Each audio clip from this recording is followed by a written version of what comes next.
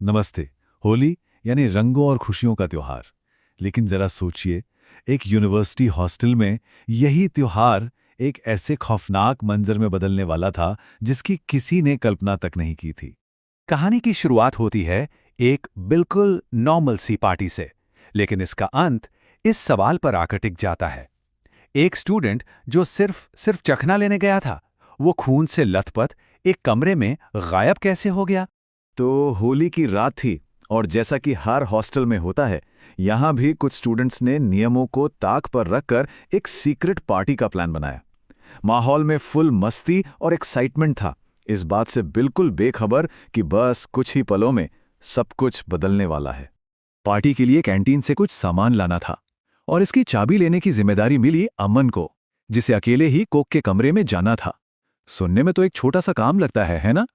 पर किसी को क्या पता था कि अंधेरे में जाता अमन का वो एक कदम उसे सीधा मौत के मुंह में धकेल रहा था। अंधेरे कमरे में अमन का हर एक कदम उसकी दहशत को और बढ़ा रहा था। वो बिस्तर के पास चाबियां टटोल रहा था कि तभी उसके हाथ को कुछ गीला और चिपचिपा सा महसूस हुआ, और जब उसने अपना हाथ देखा ना, तो उसके होश ही उड़ गए। उसका पूरा हाथ खून से सना हुआ था। और जैसे ही उसने कमरे में नजर घुमाई, खौफ की एक लहर उसकी रीढ़ में दौड़ गई। पूरा का पूरा बिस्तर खून से लथपथ था और उस पर कुक मोहन की बेजान लाश पड़ी थी। ये कोई कमरा नहीं था, ये एक कत्लगाह बन चुका था। अमन डर के मारे पीछे हटने ही वाला था कि अचानक उस लाश ने उसका हाथ जकड़ लिया। जिसे वो पीड़ित समझ रहा था, वही अब हमलावर बन चुका था। आखिर उस कमरे में चल क्या रहा था? अमन जैसे तैसे बचकर अपने दोस्तों तक तो पहुंच गया, लेकिन जब पुलिस आई तो ये खूनी खेल एक ऐसी पहेली में बदल गया जिसका कोई जवाब ही नहीं था। यकीन करना नामुमकिन था, बिल्कुल नामुमकिन। मतलब जहां स्टूडेंट्स ने खून से लथपथ कमरा और एक लाश देखी थी, वही पुलिस को मिला एक बिल्कुल साफ सुथरा कमरा। ना खून का एक कतरा, ना ही संघर्ष का कोई निशान। ऐसा लग रहा था मानो वहां कुछ हुआ ही ना हो। तो सवाल ये था, क्या सारे स्टूडेंट्स मिलकर झूठ बोल रहे थे, या फिर कोई अनदेखी ताकत सबूतों को मिटा रही थी? तो पुलिस ने भी वही किया जो कोई भी करता। उन्होंने स्टूडेंट्स की कहानी पर यकीन नहीं किया, लेकिन हाँ, एहतियात के तौर पर हॉस्टल को बाहर से जरूर बंद कर दिया।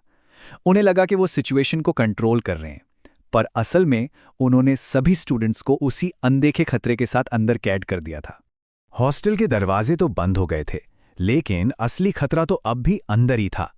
और वो सिर्फ एक कमरे तक ही सीमित नहीं था। नहीं, अब वो हॉस्टल के हॉल में घूम रहा था, अपने अगले शिकार की तलाश में। और फिर गायब होने का वो सिलसिला शुरू हुआ जो थमने का नाम ही नहीं ले रहा था। पहली रात अमन और मोहन, अगली ही रात एक और स्टूडेंट मोहित कॉरिडोर से ही गायब हो गया। फिर तो हद ही हो गई, हॉस्टल की सुरक्षा में लगे 2 कांस्टेबल भी गायब। और आखिर में टीचर खन्ना सर की भी बस एक चीख सुनाई दी और वो भी गायब। एक एक करके पूरा हॉस्टल खाली हो रहा था। पता है, मोहित के गायब होने से ठीक पहले उसे एक आवाज सुनाई दी थी। एक ऐसी आवाज जो किसी इंसान की लग ही नहीं रही थी। उस आवाज ने कहा, वो दोनों तो मेरे साथ खून की होली मना चुके, अब तुम्हारी बारी है। ये कोई इंसान नहीं था, ये कुछ और ही था। सोचिए, जब बचाने वाले ही सुरक्षित ना हो तो क्या हो? उन दोनों कांस्टेबलों के गायब होने के बाद हॉल में सिर्फ उनकी टोपी, डंडा और खून के कुछ धब्बे बचे थे। अब स्टूडेंट्स के लिए उम्मीद की आखिरी किरण भी जैसे बुझ चुकी थी। और फिर वही हुआ जो पहले हुआ था। जब सीनियर इंस्पेक्टर वापस मौके पर पहुंचे तो खून के वो नए धब्बे भी गायब हो चुके थे। जैसे कोई जादू चल रहा हो। हर बार हिंसा होती और फिर उसके सारे सबूत हवा में घुल जाते थे। चारों तरफ मौत का साया था, सब बेबस थे। लेकिन तभी एक स्टूडेंट को कुछ ऐसा दिखा जिसने इस पूरी पहेली को सुलझाने का रास्ता खोल दिया। एक सुराग जो उन्हें सीधा खौफ के सेंटर तक ले जाने वाला था। एक स्टूडेंट ने खून से सने कपड़ों में एक परछाई को हॉस्टल के उस बेसमेंट की तरफ जाते हुए देखा जो सालों से बंद पड़ा था। हॉस्टल का एक ऐसा हिस्सा जिसे सब भूल चुके थे। शायद वही इस सारे खौफ का राज छिपाए हुए था। जब बचे हुए स्टूडेंट्स और पुलिस उस दरवाजे पे पहुंचे तो सबके दिमाग में बस एक ही सवाल घूम रहा था। ये बेसमेंट तो 20 साल से बंद था, तो फिर इसे खोला किसने और क्यों? और जैसे ही वो दरवाजे के और करीब पहुंचे, उन्हें नीचे से कुछ अजीबोगरीब आवाजें आने लगीं।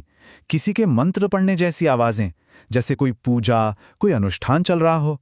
आखिर उस बंद दरवाजे के पीछे हो क्या रहा था? जैसे ही दरवाजा तोड़ा गया, अंदर का मंजर किसी के भी रोंगटे खड़े कर देने के लिए काफी था। सामने टीचर खन्ना सर एक काला यज्ञ कर रहे थे और उनके ठीक सामने एक काले कपड़े पर वो 5 लापता लोग पड़े थे, घायल और बंधक। मतलब इस अलौकिक खौफ के पीछे कोई भूत प्रेत नहीं, बल्कि एक इंसान की हैवानियत छुपी थी। पर सवाल अब भी वही था, खन्ना सर एक टीचर ऐसा घिनौना काम क्यों कर रहे थे? इस होली हॉरर के पीछे का असली मकसद क्या था? जब खन्ना सर को पकड़ा गया तो उनका जवाब पागलपन और अंधविश्वास की सारी हदें पार कर गया। उन्होंने कहा, अगर मैंने आज रात इन 5 की बलि दे दी होती तो मुझे मेरी शक्ति मिल जाती। तुमने सब कुछ बर्बाद कर दिया। पुलिस सही समय पे पहुंच तो गई, लेकिन पूरी तरह से कामयाब नहीं हो पाई। खन्ना सर के इस पागलपन भरे अनुष्ठान में 5 में से 3 लोगों को तो बचा लिया गया, लेकिन 2 लोगों की जान चली गई। एक त्योहार की रात 2 जिंदगियां हमेशा के लिए खत्म हो गईं। तो ये कहानी सिर्फ एक हॉस्टल का डरावना किस्सा नहीं है। ये एक चेतावनी है कि अंधविश्वास का अंधेरा कितना खतरनाक हो सकता है। और ये भी याद दिलाती है कि कभी-कभी असली राक्षस हमारे बीच ही बिल्कुल साधारण चेहरों के पीछे छिपे होते हैं। और आखिर में ये कहानी एक बहुत परेशान करने वाला सवाल छोड़ जाती है। रंगों और जश्न के त्योहार में जब हर कोई खुशियों में डूबा हो, तो उस भीड़ में छिपी हुई बुराई को आखिर कोई पहचानेगा कैसे?